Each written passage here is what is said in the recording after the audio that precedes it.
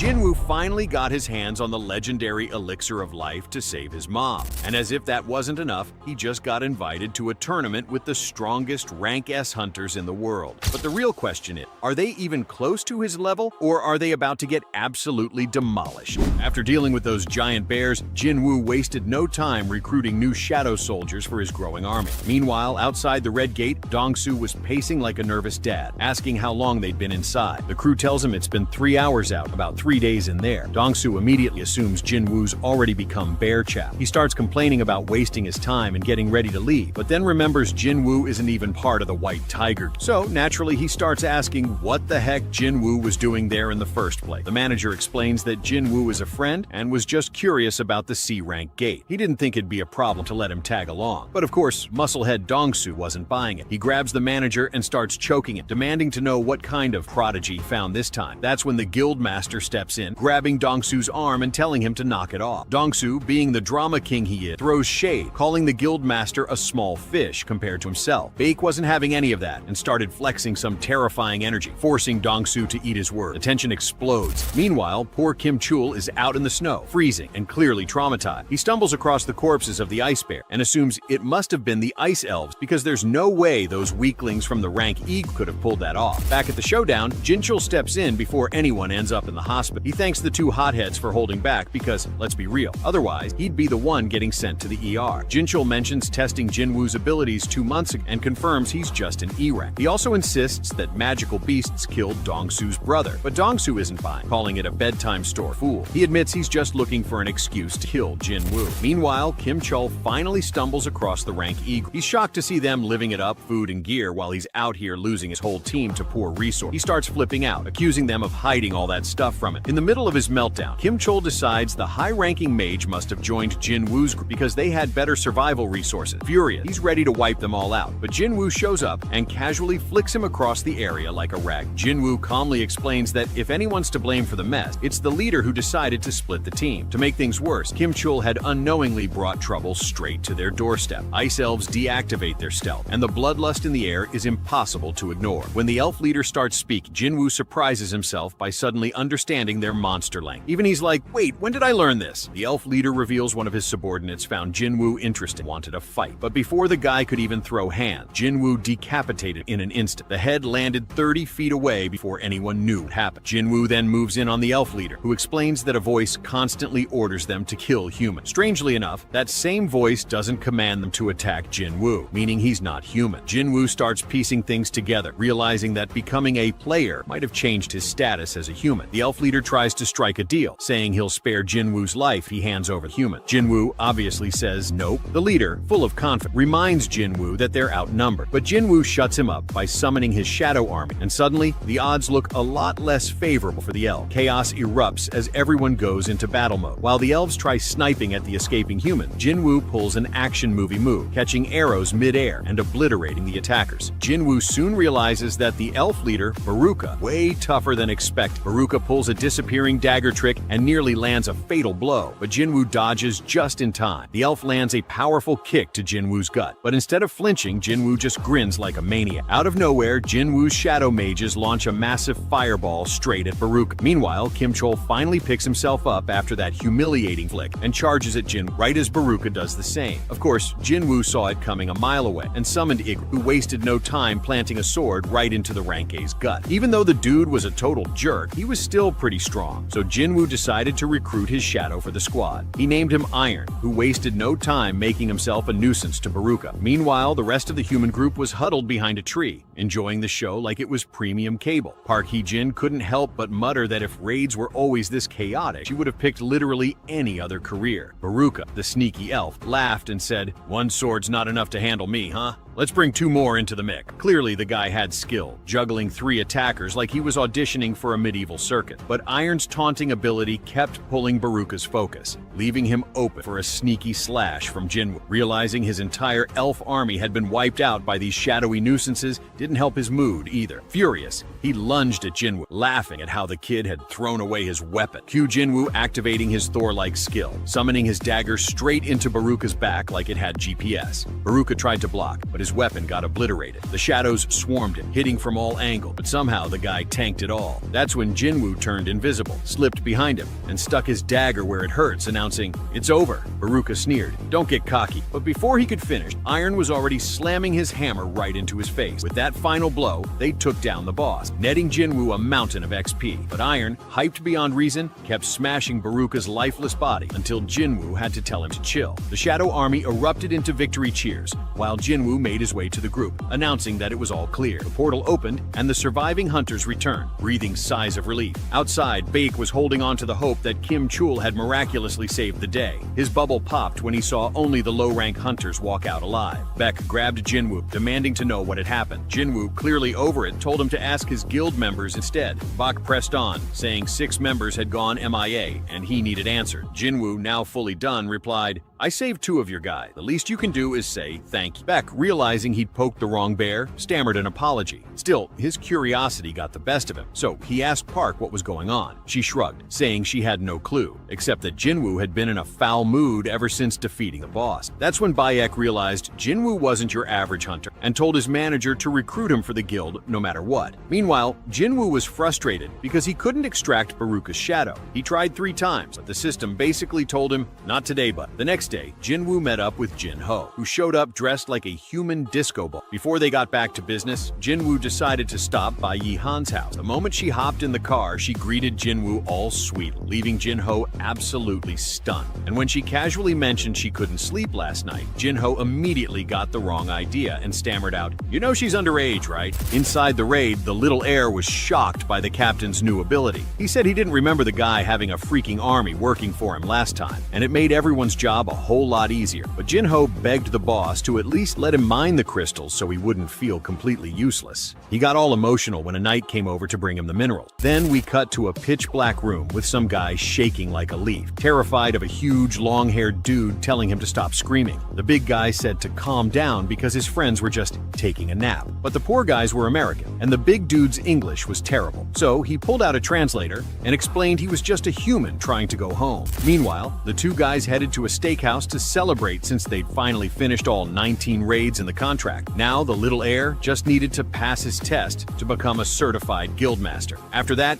Jinwoo mentioned he might go off the grid to avoid certain people. But Jin-Ho, already tipsy from hand sanitizer level alcohol, said if he's annoying, Jinwoo should just say it, and he'll stop. Then, all drunk, he said he considers Jinwoo more family than his actual brother. The 2 shared a drink to seal their brotherly bond. The rich kid got emotional and ordered 300 more steaks for Jinwoo to eat. Meanwhile, that giant monster of a man was locked up and being questioned. He said he was a foreign hunter who got stuck in a gate for 10 years and couldn't escape. And since his English was awful, they were waiting for a translator. The guys were starting to think he might actually be a magical monster disguised as human. So they called in an S-rank hunter to do the interrogation. Of course, they meant Hwang Dong-soo, who was already on a flight back to the United States. All they'd figured out so far was the hunter's name, Il-hwan Sung. At home, Sung Jinwoo told his sister he'd be gone for a week. She teased him, saying he'd been going out a lot lately and asking if he'd found himself a girlfriend. Little did she know the closest thing to that was him getting cozy with her best friend. Finally, our boy returned to the demonic castle. Last time he fought Cerberus, he was level 20, but now he was 3 times stronger and thought it'd be easier this time. He inserted the key and entered the castle. Right away, he got a mission to collect demon soul, and it wouldn't end until he gathered 10,000 soul. But that didn't matter. Even if it were 100,000, he wasn't leaving until he got the items for the life elixir. Meanwhile, at Jin-Ho's mansion, he was trying to convince his dad to let him take over as guildmaster, even though it was supposed to go his brother. The old man started talking about the 3 crazy incidents Jinwoo survived, not to mention the Red Gate raid Jin-Ho didn't even know about. He said Jin-Ho only passed the guild master test because of Jinwoo, and asked if he still thought he deserved to lead the guild. Jin-Ho had excuses ready, but he didn't need them because his dad agreed, with a condition. Since the White Tiger Guild was eager to recruit Jinwoo after the Red Gate, his dad asked if Jin-Ho could bring him in first. Jin-Ho swore he'd make it happen. Back in the demonic castle, Jinwoo had already taken out a bunch of demons, but discovered he couldn't extract their shadows because they were corrupted. After completing the first mission, he earned a pass to the second floor. Tired of walking, he summoned the Ice Bear leader as his mount. But before Jinwoo could give any orders, the Coca-Cola bear charged into the demons, trampling everyone. Jinwoo named him Tank. Over at the White Tiger Guild, they had a pretty fancy area. Cha recalled asking Bayek why they were keeping the flying ant information secret. Baek explained it was an order from the association to avoid scaring the public. In the castle, Jinwoo worried it might be an S-rank dungeon, but the demons seemed more like B-rank best. He noted that the demons increased in number and strength with each floor, which helped him level up faster. He started imagining how strong he'd become by the final floor, and knew he had to collect those 10,000 souls before running out of food. Then he ran into an army of Orc King Knights who could have used a diet plan. He summoned his army to face the first boss, Vulcan the Greedy, who was waiting on the 50th floor. Manager An and Park Hee-jin went to Jinwoo's house to offer him a job, but Jinwoo wasn't interested in a 9-to-5 and had already left town. The manager looked up Jinwoo's record and saw he'd vanished downtown. No one knew where he went. By that time, Jinwoo was explaining strategies to his soldier. He told them to handle the minions while he focused on the boss.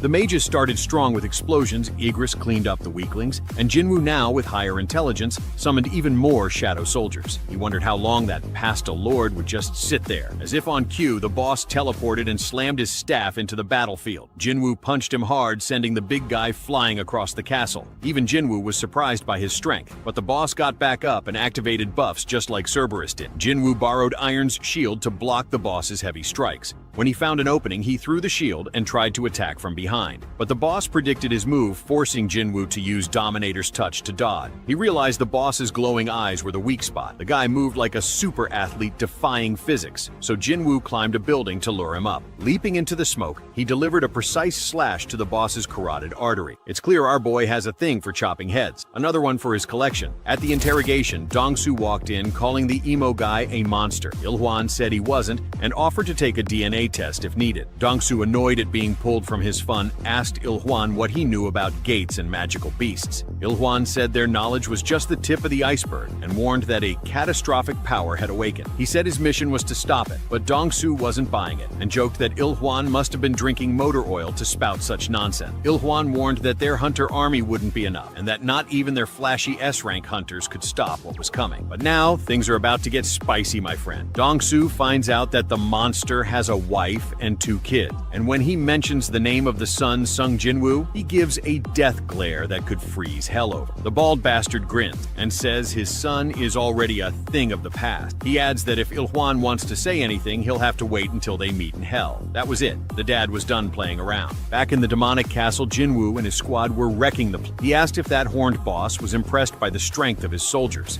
and once again, Jinwoo chopped off the boss's lovely head, leveling up after defeating the soul guy. Outside, it was total chaos. The fire department had been called, and the scene looked like the aftermath of a disaster movie. No one expected a rank S hunter battle to end like this, with the almighty Hwang Dong-soo utterly humiliated in the blink of an eye. Mess with someone else's kid, huh, genius? Jinwoo, out of food, decided it was time to call it a day. In just 1 week, the kid had climbed to the 75th floor of an S-rank dungeon, and he scored some sick loot like the giant's earrings and the skeleton's necklace, which boosted all his stats and came with insane buffs. He also got a greed orb, which wasn't much use to him but would double the firepower of his magical soldier. Then there was a cursed loot box containing another key. But of course, this cursed key came with zero explanation about where to use it. What mattered most was that he'd obtained a world tree fragment and spring water from the Echo Forest. Now he was just 1 item away from completing the life elixir to save his mom from that illness. Jinwoo promised that next time he'd finish this dungeon for good. Our boy Jinwoo realized he only needed 1 more item to complete the elixir of life. But to get it, he'd need to get way stronger before heading back to that demonic castle. The problem? He was still classified as a rank E and couldn't join the high-level raids. So he decided it was time to stop pretending to be weak and went to get his rank reassessed. At the assessment building, a scout from the White Tiger Guild was watching,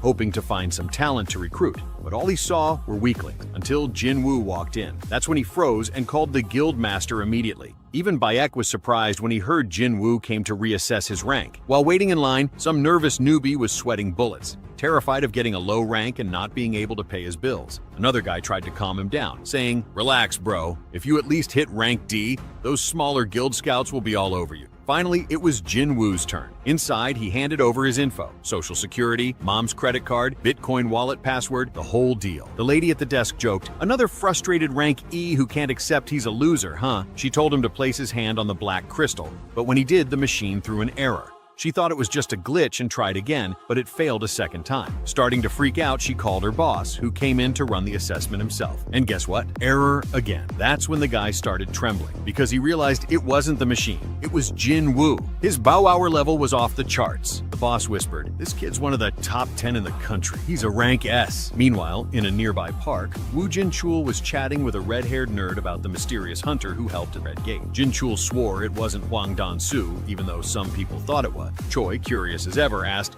"If it wasn't him, who was it?" But Redhead admitted he didn't stay till the end, so he couldn't say for sure. He did suspect Jinwoo though, but decided to keep quiet until he had solid proof. Just then, they noticed a commotion at the assessment building. Sounded like some hunter was throwing a tantrum about their rank. Jin-chul decided to check it out, and Choi tagged along, saying he was curious too. Back at the building, the boss had to postpone Jinwoo's assessment because their detector couldn't handle his power. Everyone there was losing it because a delay like that basically screamed rank S. No one had ever seen someone break the detector before. Scouts from smaller guilds were already salivating over the chance to recruit him, but their excitement was cut short when someone unexpected arrived. It was the leader of the Hunters Guild, the biggest guild in South Korea. People were stunned, whispering, "Why is the Supreme Soldier himself here?" Jin-woo immediately recognized him as Choi Jong-in, a guy whose fire magic was so insane he could burn down the entire building in seconds. With a piercing gaze, Choi said there was no need for any fancy detectors or a 3-day wait. "Without a doubt," he declared, "this kid is a rank S." So, the guy waltzed in all polite, introduced himself as the leader of the biggest guild in the country, and personally invited Jin-woo to join his squad. But Jin-woo, he straight up walked past him, saying he was busy. Everyone, including Four Eyes, was left standing there with their jaws on the floor. I mean, who in their right mind would snub one of the top-tier guys in the country like that? Choi Jong-in asked his slick-haired assistant if he somehow forgot to introduce him properly. But by the time they looked again, Jin-woo had vanished into thin air without making a sound. Choi smirked and said he'd make a damn good assassin. Things got even crazier when Guildmaster Baek stormed completely out of breath. Choi noticed how far the White Tiger Guild headquarters was and joked, "Did you morph into a tiger to get here that fast?" Still, Baek arrived late to the party. Choi assumed Baek already knew everything from the start, and this confirmed his suspicion that Jinwoo was the mystery guy who saved White Tiger Guild during the Red Gate incident. Baek was equally shocked to see Choi there and grumbled, "Out of everyone to compete for the kid, it had to be that fiery-haired bastard." Meanwhile, in the background, some chubby dude was celebrating his rank C achievement. Later that night, Jinwoo visited his mom in the hospital, silently hoping for a miracle to wake her from her coma. He promised her, "Just hang on a little longer. I'll find a way to save you." Out of nowhere, Jin-chul showed up and asked if Jinwoo was the one who defeated those monsters in the double dungeon that day. Jin-chul admitted that Jinwoo had taught him not to always trust his gut instincts. Jinwoo casually replied, "We meet again," and Jin-chul started rambling a bunch of stuff that Jinwoo barely listened to. But he perked up when Jin-chul mentioned the president of the Hunters Association was here to see him. And stepping out of the shadows came none other than Vice Admiral Garp. Well, his long-lost twin,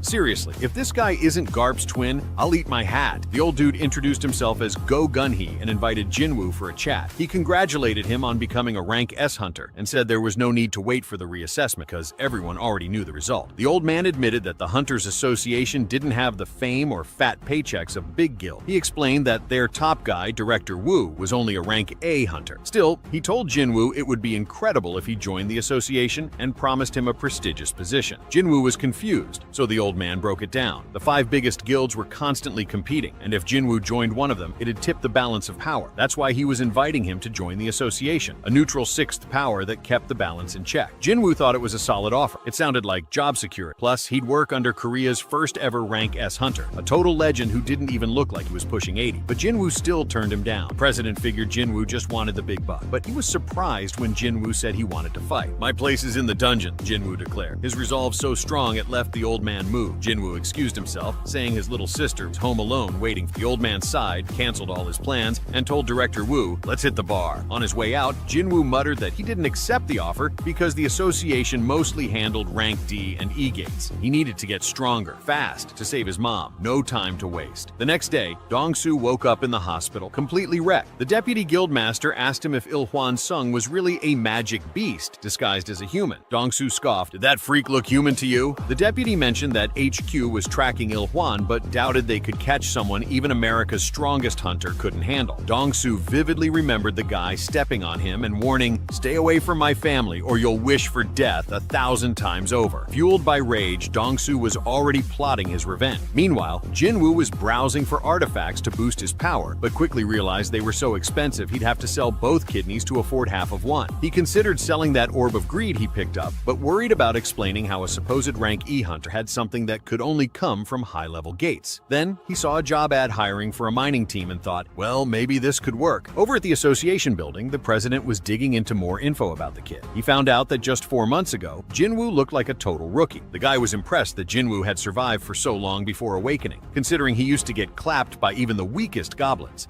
Jinchul mentioned that the kid's been paying for his mom's eternal sleep treatment and his sister's college tuition. One record showed Jinwoo even joined a raid team from the Hunters Guild. The old man assumed Jinwoo was just after the money, as expected, but he was surprised to see Jinwoo joined the mining team instead of the attack team, which is where the real cash is. And there he was, looking like a construction worker, ready to get his hands dirty. First, the attack team went in, led by Four Eye. The guy launched a fireball that fried an entire group of chupacabras in seconds. He was so overpowered that a squad of tanks had to block his own attack. After clearing everything except the boss, the attack team called it a day. Jinwoo could tell right away that this Choi guy was a beast. He made sure to suppress his presence so he wouldn't get noticed. Right behind Four Eyes was the vice master of the Hunters Guild, Cha Ha Hei-in, aka the ballerina. Jinwoo was amazed by her aura, but she wasn't far behind, noticing a strong presence she thought could only belong to President Go. Jinwoo had to max out his stealth mode to avoid being detected by her superhuman sense of smell. That's when the mining crew rolled in. They worked hard to gather all the crystals and monster carcasses, but Jinwoo,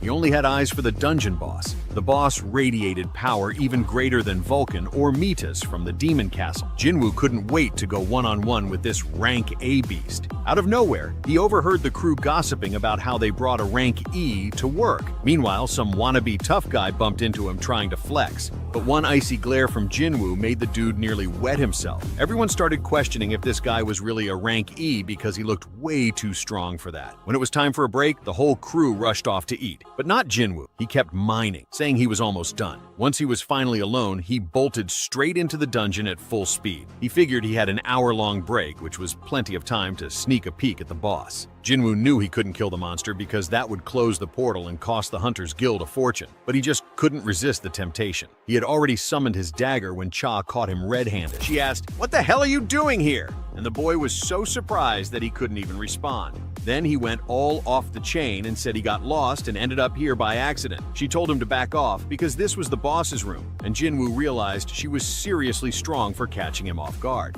But she already thought he was nuts because she was sure he had a weapon in his hand. When he passed by her to leave, the girl nearly had a heart attack. She made him wait and started sniffing him like a hound. She noticed he didn't smell like the usual eau de dumpster that other hunters reek of, and she was ready to pounce on him. But then she checked his badge. He was only rank E. She wondered if this kid was actually fragrant just because he's low rank. Total Narnia logic, right? Back with the mining crew, the guy said he was super lucky to get lost and bump into Miss Cha, the gal on patrol, who was supposedly checking on the boss. Meanwhile, Jinwoo had thought she was following him all along. One geeky dude chimed in that she can literally smell a certain stench on these hunters, and sure enough, most of them reek like onions. That's why she's always clutching a tissue to her nose, because she can't breathe near those stinky guys. Then Jinwoo started spacing out, wondering if this was some sort of system glitch, kind of like that time Baruka said he couldn't hear a voice ordering him to kill him. Later, Jinwoo went to get his mission payout, and everyone was drooling over him, because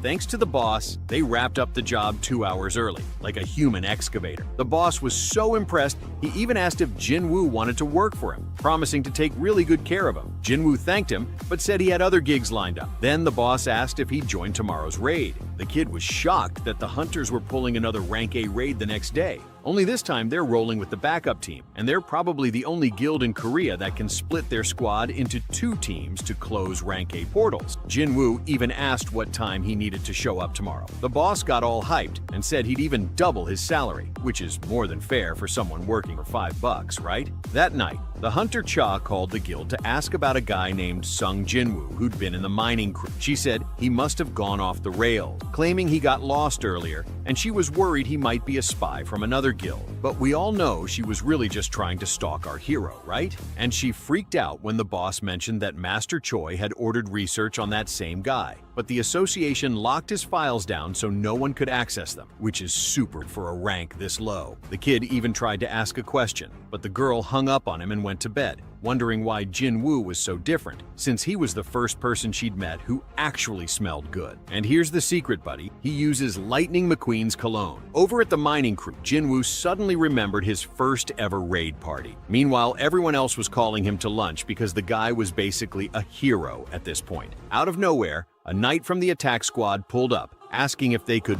borrow someone from the mining team since their shield bearer didn't show up. Of course, the miners weren't about to risk their necks for nothing. Besides, they were already drowning in work. But the knight kept insisting, saying they'd even throw in a little extra pay. Too bad the Minecraft squad wasn't about to put their lives on the line for pocket change. Since nobody else wanted to go, our boy Jinwoo decided to volunteer. That's when the panic set in. Everyone started freaking out because an E-rank hunter tagging along with an A-rank raid team was straight up insanity. They were all like, "Bro, you're way too young to become Monster Chow," but Jinwoo figured he'd learn a lot just by watching. The squad leader introduced himself as Sun Ki-hoon and was absolutely baffled when he saw Jinwoo carrying a 300-kilogram backpack like it was a school bag. This portal was even bigger than yesterday, but the team told him to chill. If it were actually dangerous, they wouldn't have sent the backup squad. Yeah, just like that one time with the double dungeon where almost everyone got a one-way ticket to the afterlife. Even though this was just the reserve team, they were still stacked. 11 A-rank hunters and 6 B rank. Finally, it was time to go in. But for some reason, Jinwoo was getting that same weird gut feeling he had right before stepping into the red gate. Inside, a beautiful mage told him not to be scared since they'd protect him, especially her, because she was an A-rank healer and could patch him up if he got hurt. She even started reciting some old saying. If the mage gets hit, it's the tank's fault. If the healer gets hit, it's the attack squad's fault. But if the shield bearer gets hit, everybody screwed up. Basically, Jinwoo would only get attacked if the whole squad got wiped out. Ki-hoon, meanwhile, was hyped because this was his first time leading Group B. If he could pull this off, he might get promoted to full-time leader. Out of nowhere, a noise echoed through the dungeon, and the whole team immediately snapped into formation. Jinwoo was impressed. Nobody even needed to be told what to do. This was the power of an A-rank squad. Then, a pack of coyotes showed up, and the team wasted no time slicing them to pieces. Honestly, if they struggled with this, it would have been embarrassing. Jinwoo soloed 300 of these things back in episode 2,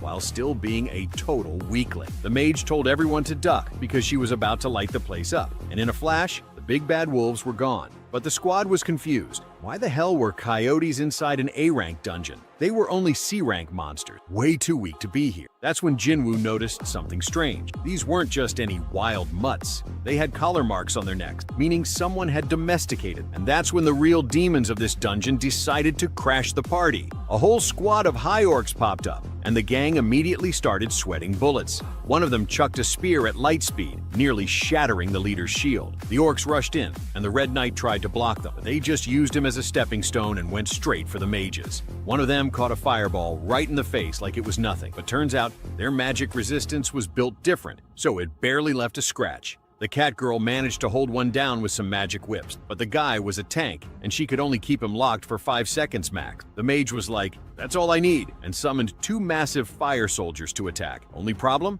He used up all his mana, so now he was just a sitting duck. The martial artist chick tried to drop some Karate Kid moves, but the orc hit her with a full-body tackle that sent her flying straight into the wall. Things got even worse when they started getting surrounded, and Ki-hoon ordered them to split into 3 groups. Even though this was an A-rank dungeon, no one was expecting 20 freaking high orcs to spawn out of nowhere. That was not what the portal scanner showed, and it didn't take long for the first first unlucky soul to lose an arm. The mage chick tried to trap the orc while the healer flexed her OP skills and straight up regrew the guy's arm like it was no big deal. But the orc snapped the bindings like they were paper and teleported behind her, about to send her straight to the respawn screen. Meanwhile, Mr. Backpack himself had mysteriously vanished, and out of nowhere, the orc started choking mid-air. Turns out Jinwoo was using stealth mode and went full ninja, slicing up the beast from the inside out. The healer had zero clue what just happened. Then another orc randomly lost his footing because a deep cut suddenly appeared on his ankle, right before Kai-hoon finished the job and split him in half.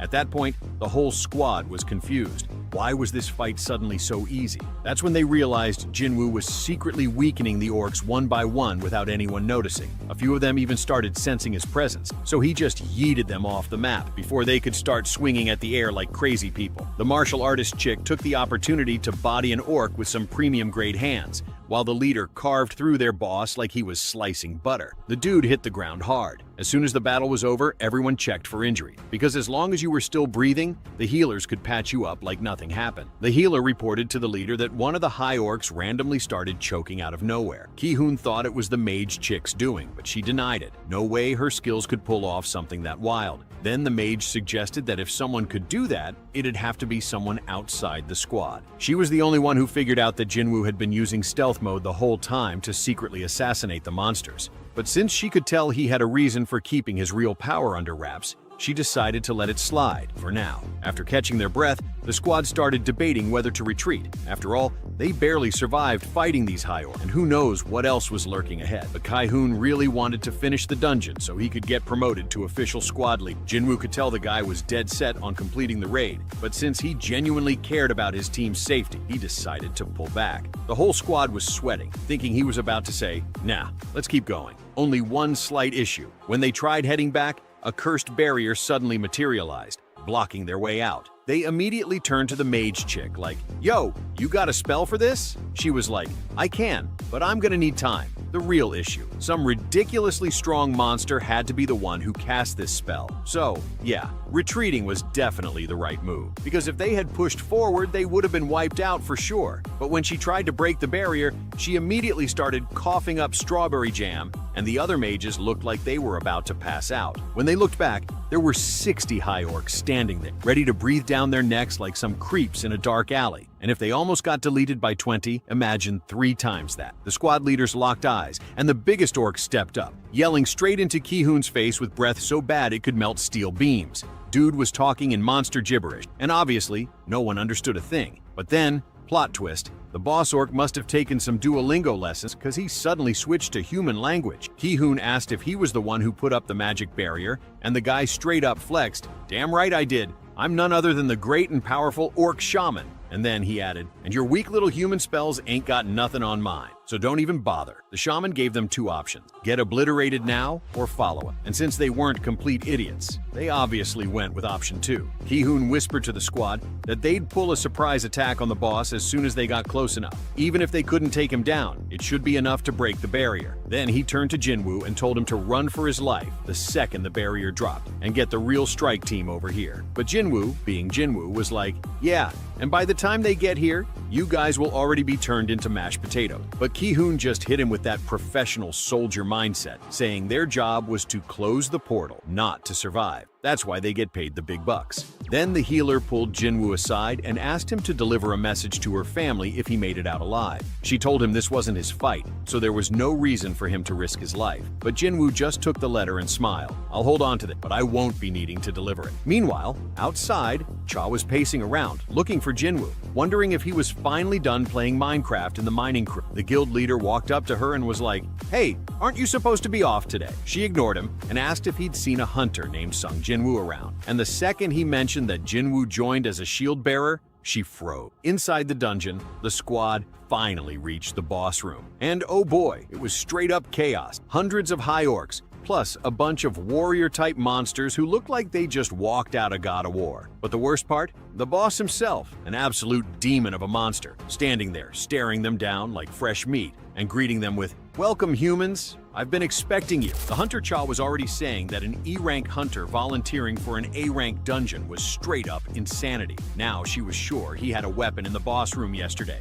She said she was going into the portal, and the chief asked if she wanted backup, but she told him to chill. It was personal business. Then she realized she forgot her sword and asked if anyone had a spare weapon. The chief handed her a rock pickaxe, and she was like, "You got anything better? Maybe a sword, a spear?" But yeah, asking a mining crew for combat weapons? Not happening. So she gave the pickaxe back, saying she'd be fine. The chief hit her with the classic, "You sure you want to walk in there empty-handed?" And she regretted her life choices immediately. Meanwhile, in the boss room, the vibe was terrifying. The squad was already shaking, thinking that if all those superior orcs got out, the city would be wiped off the map in 5 minutes. That meant they had to take down the boss. But even the 4 guards around him looked scary enough to haunt your nightmare. The soldiers were just waiting for the signal to jump the shaman all at once. Then the Orc King took off his mask and asked if the humans were scared of him. Did he really need an answer? They were out here looking like they were about to have an accident on the spot. Ki-hoon somehow found his courage and asked why they even brought them here when the 60 orcs from before were already overkill. The Orc King, he just laughed, said it was for fun, and that they were going to smash their heads one by one for entertainment.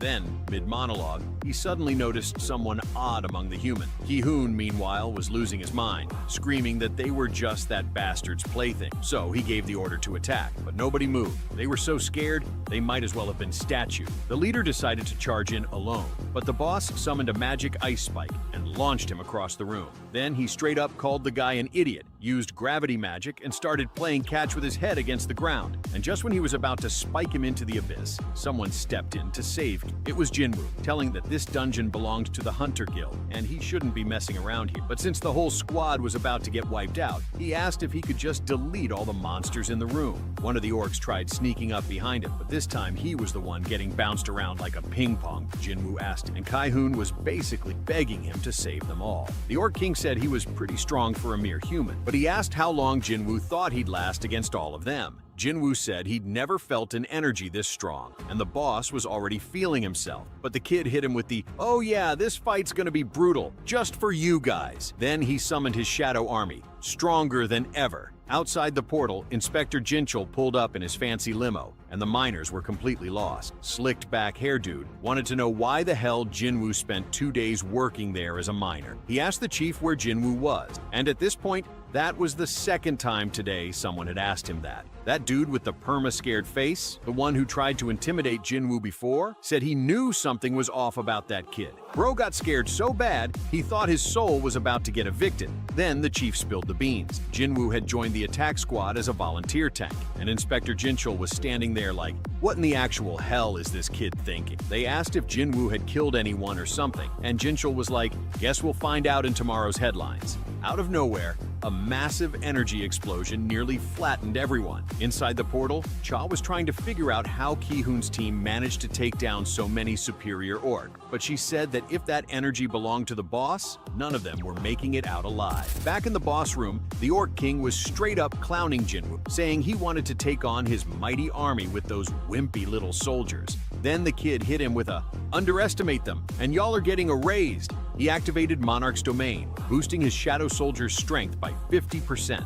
He got that skill after climbing 70 floors in the Demon Castle, and this time, they were built different. The mages couldn't even comprehend it. These guys could barely summon 2 soldiers, and here was some random human with an energy level off the charts. Then the Orc King gave the signal, and the Bacon Brigade charged straight into battle. Iron tried trash-talking the orcs, but they were too OP, and it flopped. So he just went full Thor mode and hammer-smashed those bastards into oblivion. Igris? Bro was on demon time, slicing through 30 orcs in the blink of an eye. But even they couldn't compare to the real monster, Sung Jinwoo, who was out there treating this like recess at the playground. The squad was watching like, bro fights just like Vice Leader Cha, and they were all wondering, why the hell did he hide that he was this strong? Except for Igris, Iron, and Tank. The rest of the shadows were basically at a B-rank hunter level, so Jinwoo had to wipe out as many orcs as possible before his mana ran out. Out of nowhere, the boss dropped the Dragon Fire Anthem and wiped out almost all of Jinwoo's shadow soldiers. He called them useless little puppets, but Jinwoo hit him with a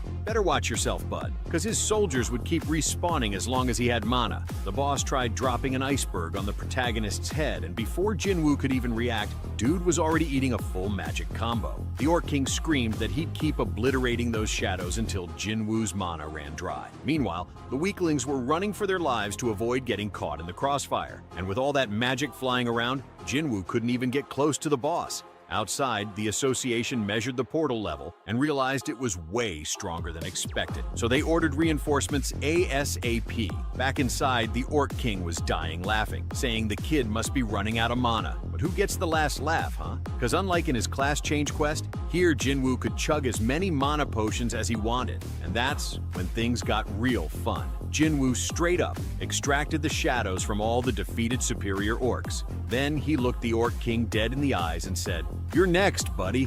And of course, that set the boss completely off. Dude was about to ask if Jinwoo was that guy, but the moment he tried to say Shadow Monarch, the system hit him with a mental blue screen of death. Bro's brain was hard crashing, so instead, he sent his generals into battle, ordering them to bring back the humans' heads. Over at the Hunters Guild HQ, Choi got the news about what was happening. He said Ki-hoon's team should be more than enough to handle a portal like that. But just in case, he ordered his assistant to gather the strongest hunters in the guild. And if necessary, they'd even ask other guilds for help. Back in the boss room, the 4 strongest orc warriors charged in, and the first one immediately got whooped by iron. Igris was out here dueling 2 at the same time, to the point where he had to drop his sword, but the blade zoomed right back into the master's hands. Tank wanted in on the action too. He slapped an orc so hard it basically got deleted. Jinwoo smirked and said, "Looks like my generals are stronger than yours, huh?" The attack squad was about to step in, but the Orc King activated the Hymn of Agony, paralyzing, blinding, and locking them in place. Then he smirked and said,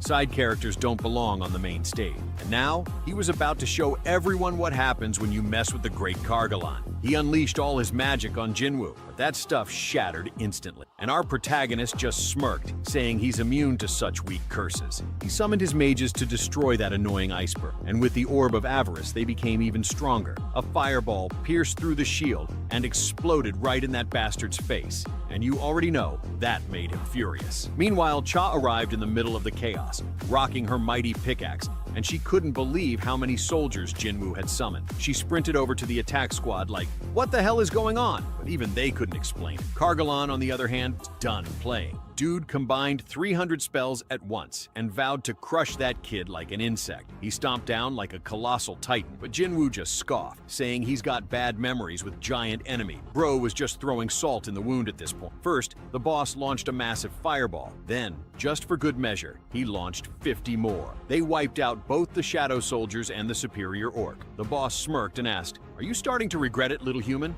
But before he could blink, Jinwoo was already on top of him, shoving a dagger straight into his eye, and he hit him with the ultimate disrespect. The bigger you get, the easier you are to hit. Then he really rubbed it in, saying a mere shaman like him was no match for an assassin. And let's be real, Jinwoo ain't just any assassin either. Channeling the spirit of Indiana Jones, Jinwoo dodged every single attack. Then he sniped 2 daggers that broke the boss's defense and chained him up with a castle chain. He used Kargalan's own strength to yank him into the ground like a ragdoll. And lucky for us, this fight even had a VIP audience, because the association's inspector finally pulled up to witness the spectacle. He said they came to help, but looks like they won't be needing to anymore. Cha, meanwhile, was watching with sparkling eyes, saying, "This is the strength of an elite hunter, not some rank E-scrub." Then she asked, "Who even is this guy?" And even Jinchul didn't have an answer. Jinwoo just smirked and said, "Once a mage loses his guardians, he's finished." And right on cue, the Orc King started panicking, screaming that there's no way he could lose in this body.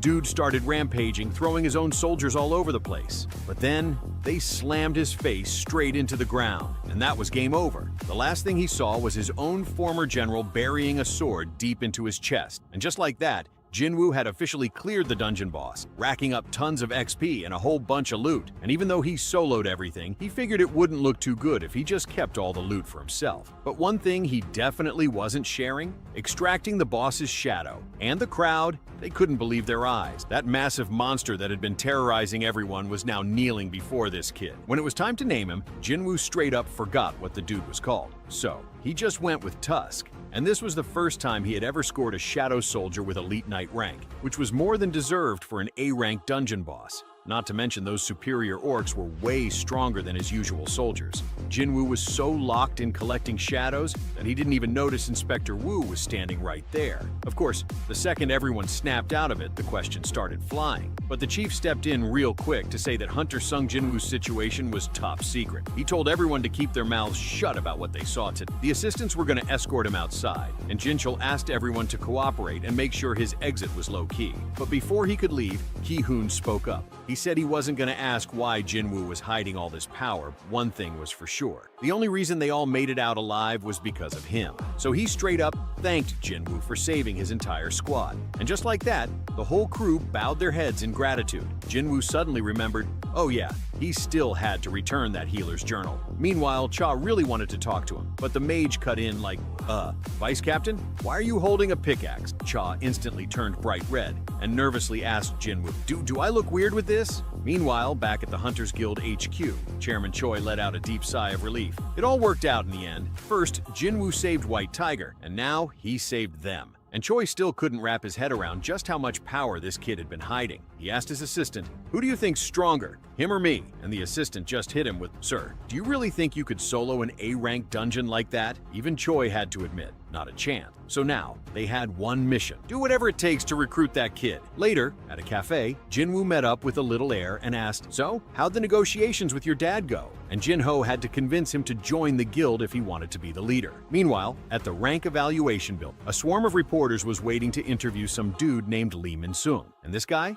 Already flexing hard about becoming an A-rank, but he has no idea what's coming for him. Out of nowhere, reporters freaked out because Baek and Choi had shown up, demanding to know what kind of disaster was going down. One of them even asked if those two were there to recruit Lee Min-sung too, but they had no clue who that clown was.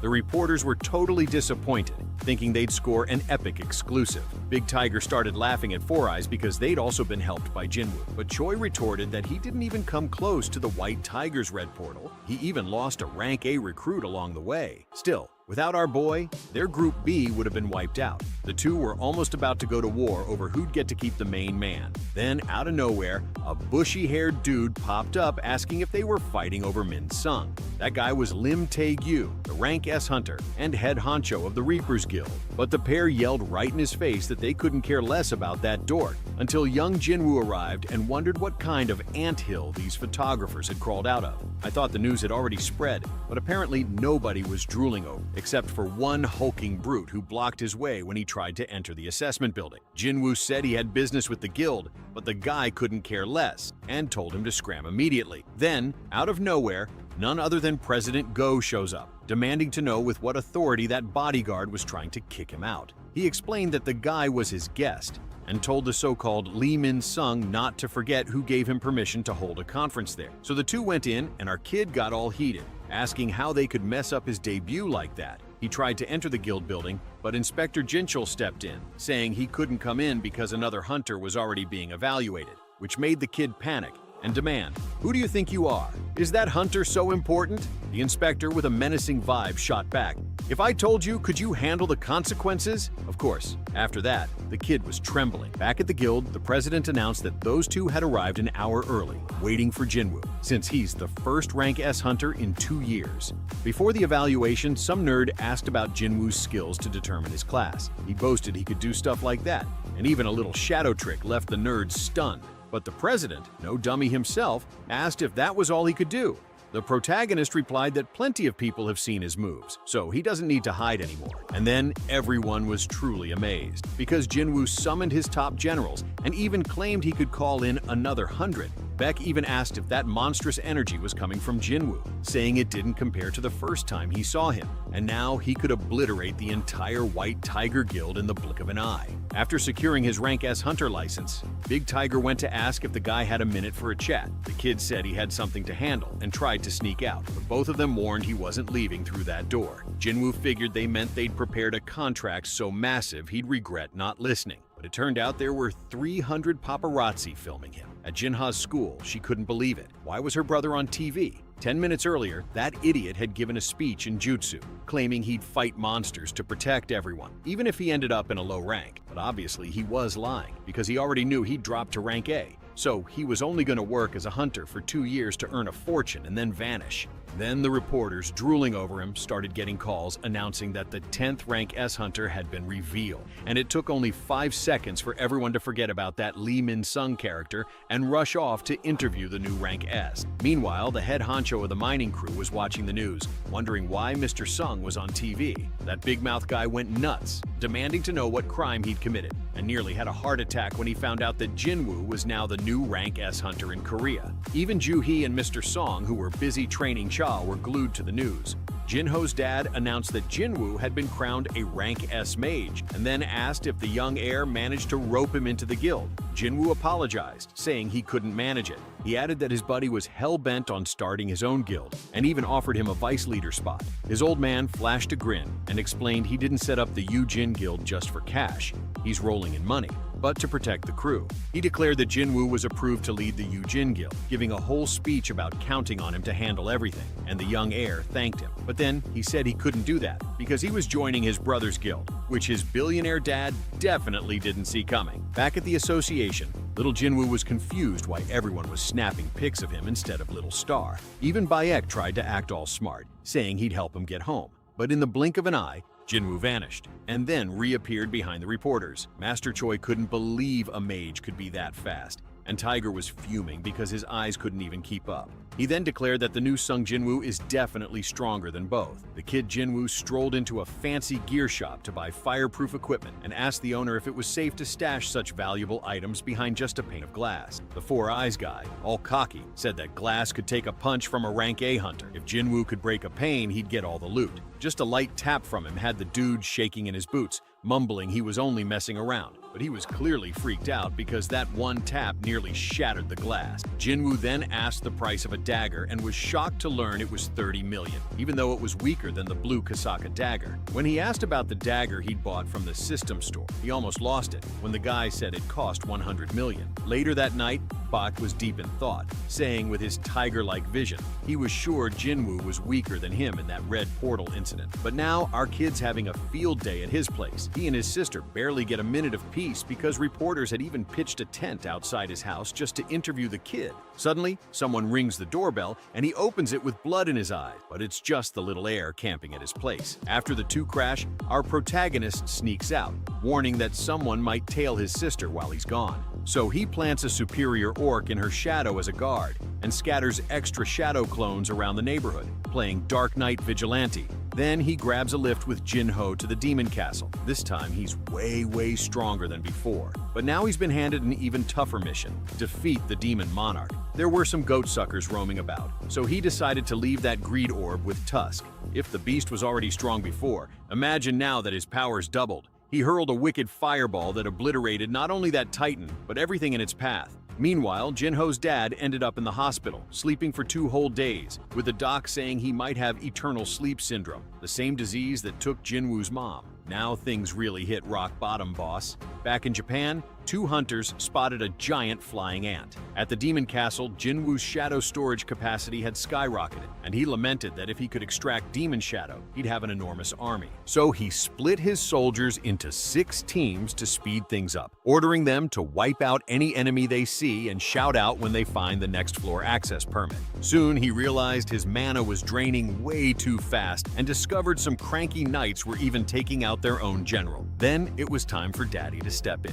One knight noticed his presence and charged at him, but Jinwoo dodged every blow and sent him packing. 2 others tried to sneak up from behind but were sliced to ribbons. The knight's captain even wondered aloud if monsters feel fear too, and Now he was certain they do. He was ready to finish off that night, but just as he was about to stab his dagger into the helmet, he heard a girl's voice surrendering. When he took off the helmet, it turned out to be an elf girl begging for her life. Jinwoo wasn't buying it. She attacked his soldiers, and now she wanted mercy? But she said she had only followed orders to defend the area against invaders like him. As Jinwoo turned his back to leave, she tried to pull a fast one and stab him from behind, but she ended up slamming right into Tusk's shield. Jinwoo just looked at her like, "Really?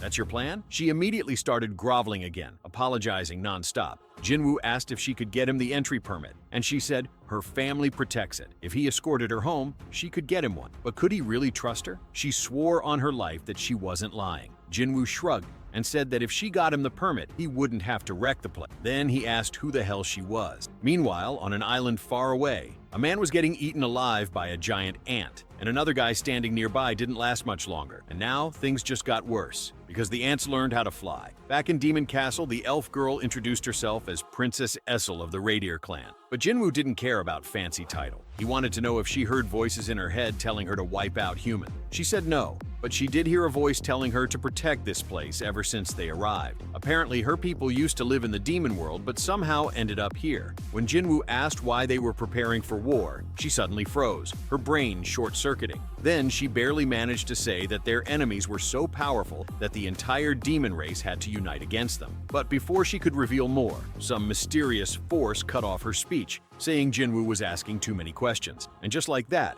Essel collapsed on the ground. At the Hunter Association, things weren't looking good. They were analyzing footage from the mutant ant attack.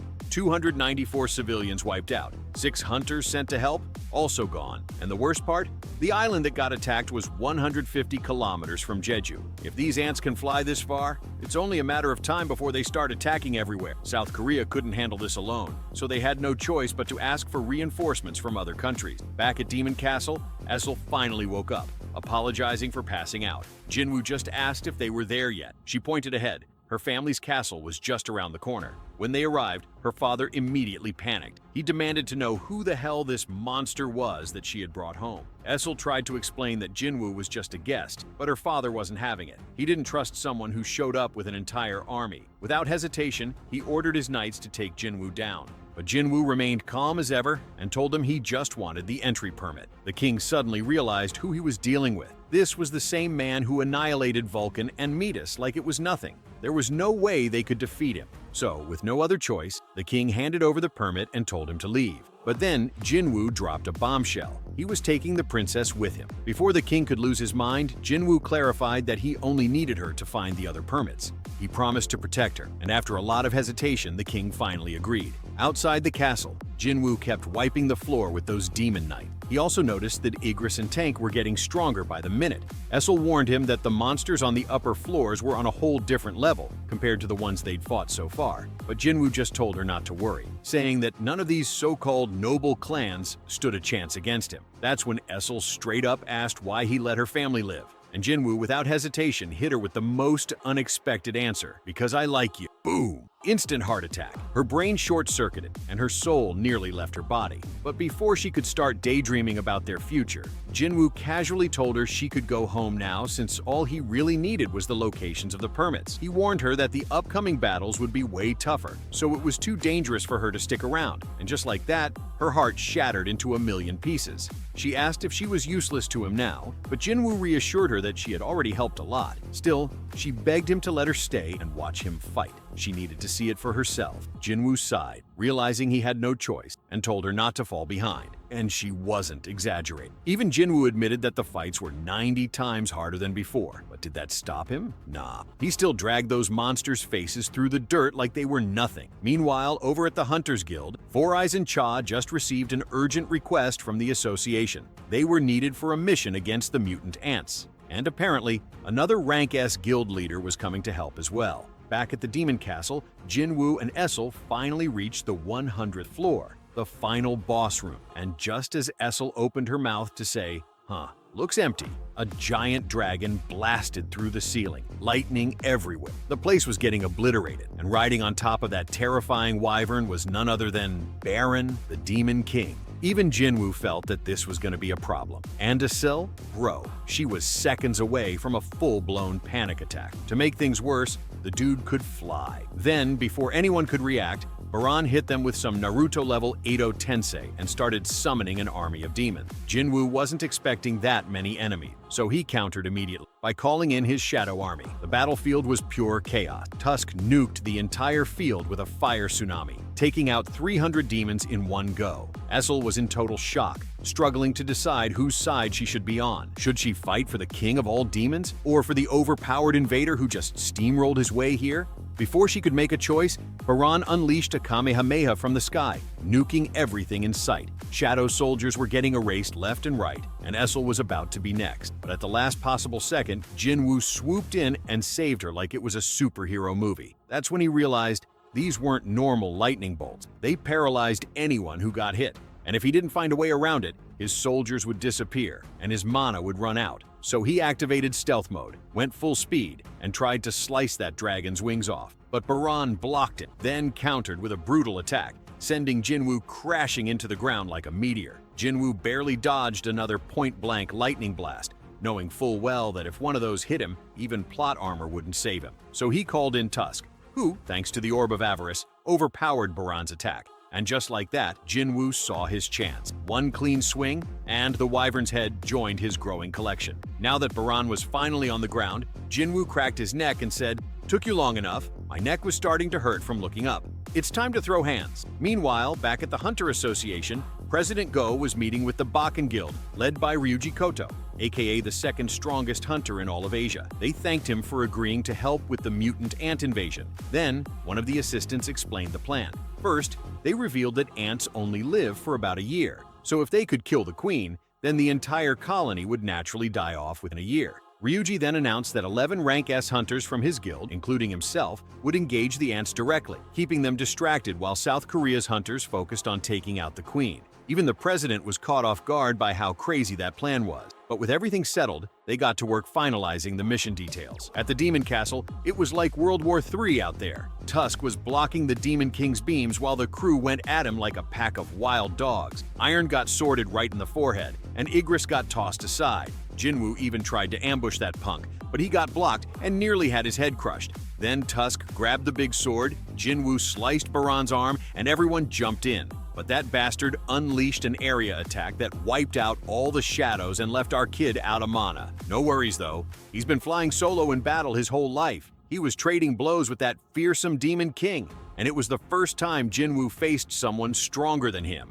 He tried to block a hit, but his daggers went flying. He got pummeled so hard he nearly lost his breath, but somehow clung onto the demon's arms. Then he started channeling a nuclear bomb of an attack that was about to obliterate him, until the elven princess threw a sword at the Demon King that barely made a dent. That distraction was just enough for Jinwoo to lock him down with his Dominator touch, ripping off Baran's arms and finishing him off with a meteor punch that literally sent the Demon King's head to the moon. That was the first time he knocked a head clean off with a punch instead of slicing it with a dagger. The bastard went down, and Jinwoo got a notification. He had defeated the Demon Monarch. All the enemies vanished, and the princess ran over to the kid. But he told her to go home and let her dad know that now the Radis clan is the biggest clan in hell. And she started crying happy tears, laughing that he even got her clan's name wrong. After everything, he finally obtained the Demon King's purified blood, the key ingredient to crafting the elixir of life. But as soon as he checked the crafting menu, he realized there was a catch. The success rate depended on his intelligence stat, which was basically non-existent. Still, against all odds, he managed to brew 6 elixirs like it was nothing. Now the real test, would it actually work on him? Before he could overthink, Iron pulled up with a fresh corpse of that flying lizard from earlier. Jinwoo, never missing an opportunity, extracted its shadow right away, adding a wyvern to his army. The beast was massive, and just looking at it, you could tell this thing was built different. Essel, of course, wasted no time clowning Jinwoo for forgetting the name of the wyvern, so he did the most Jinwoo thing possible. He named it Kaisel on the spot. The princess got hyped, saying they could ride Kaisel all the way home in no time. Her dad would even throw them a fancy banquet as a thank you. Meanwhile, in the middle of all these crazy rewards, Jinwoo got one of the most broken abilities ever, Shadow Exchange. This let him swap places with any shadow in his army, no matter where they were in the world. Basically, it was better than Sasuke's Rinnegan and Law's Room combined. That's when he hit Essel with "my bad, but you're on your own" speech.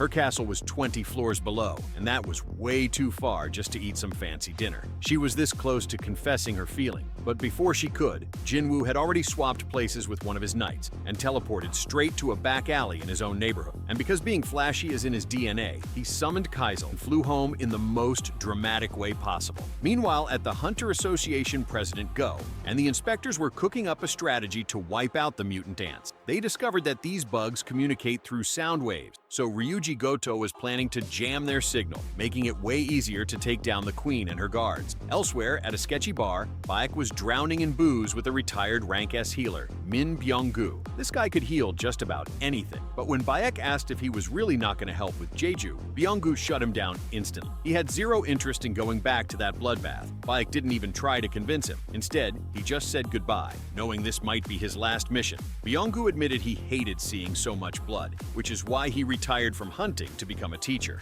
Baek, being Baek, told him that was a huge waste of talent. Back at the hospital, Jinwoo arrived to see his sleeping beauty of a mom, remembering the day she burned herself protecting him. This was it. He pulled out the elixir but hesitated. What if she couldn't swallow it? What if it didn't work? But then he thought about all the miracles the system had already pulled off. If anything could wake her up, it was this. The moment she drank it, her burn scars disappeared. Then, her wrinkles vanished. She was literally de-aging before his eyes. Jinwoo held his breath, praying she would wake up. Sunlight started shining through the window, and then it happened. She opened her eyes. She sat up, healthy, fresh, and looking 20 years younger. She was confused as hell, asking how long she had been out. And when Jinwoo told her it had been 4 years, she couldn't believe it. She thanked him for keeping his promise, knowing he must have gone through hell to get to this moment. And for the first time in forever, Jinwoo couldn't hold back. The next day, doctors were freaking out. This was the first time ever that someone woke up from eternal slumber disease. Meanwhile, Gina pulled up and immediately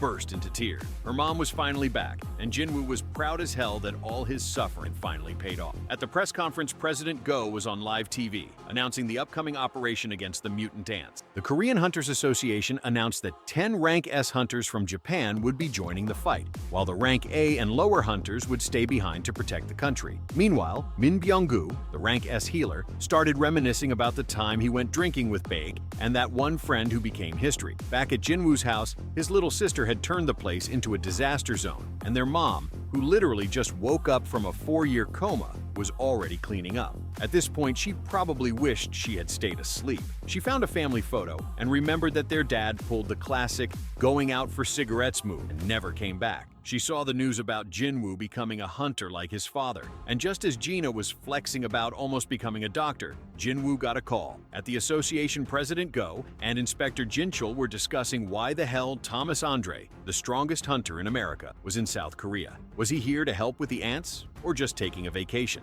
Meanwhile, Jinwoo arrived, and the old man wasted no time explaining that they'd be heading out in 4 days to take down them ants. He asked if Jinwoo was down to join the fight. Jinwoo knew this was a huge chance to level up, but with his mom finally back, he was this close to saying no. That is, until he felt a crazy tremor, something even President Go was shocked he noticed from that distance. Turns out, all the rank S hunters were throwing hands at the academy, so they invited Jinwoo to watch. And let me tell you, it was nothing but high-level brawl. Baek, in his furious tiger mode, was getting smacked around by some judo master. The guy even joked that Baek was way too young to have all that gray hair. President Go explained that having all the rank S hunters in one place was a rare sight, and that insane energy surge must have been from their sparring. Jinwoo was shocked to see Baek struggling, but Four Eyes appeared out of nowhere, saying that if Baek went all out, Dong-wook wouldn't stand a chance, even though he was also a rank S and guild leader. Jinwoo asked why Baek wasn't fighting seriously against such a strong opponent, and Choi explained that Baek doesn't like going all out in front of an audience. Apparently, when he fully transforms, he becomes such a terrifying monster that even the devil himself gets scared. Meanwhile, the Japanese rank S hunters had arrived, led by none other than Ryuji Goto. One of the Japanese hunters asked about the guy standing above them, and their assistant explained that Jinwoo just became a rank S. Goto, sensing his overwhelming aura, assumed he was some kind of monster assassin. But when he was told Jinwoo was actually a mage, he was shook. Meanwhile, Lim Taegyu realized that the brat who ruined Min Sung's debut was here, and Cha Hai-in was straight up fangirling. Everyone was focused on Baek versus Karate Kid, but Goto's assistant was unimpressed with the Korean rank S hunters. Suddenly, Park Jong-soo, master of the Night Guild, barged in. furious that she was calling them weak just because she was talking in Japanese. Dude was feeling himself a little too much, despite only being rank A. His hype man wouldn't shut up about how amazing he was, but Cha had to step in to calm him down. Then, Goto suggested a friendly tournament between Korea's and Japan's rank S hunter. The president immediately agreed, saying they should exclude mages and non-combatants. Bake explained the rules. You lose if you get wrist-locked, take a hit to the back, or touch the ground with anything other than your feet. Instead of one-on-one battles, he wanted a full-on battle royale. Since the raid would be pure chaos, they needed to practice dealing with multiple enemies at once. For Team Korea, they had Cha, the homeless-looking guy, Cobra Kai, and the big tiger. On Team Japan, they had 4 cracked hunters talking big, saying they were gonna wipe the floor with the Koreans. And before you ask, where's Jinwoo? Don't worry, he's about to make his entrance, and it's gonna be legendary. So smash that like button and subscribe if you want to see what happens next. And while you wait, check out this insane video right here. I'll catch you in the next one. Peace out.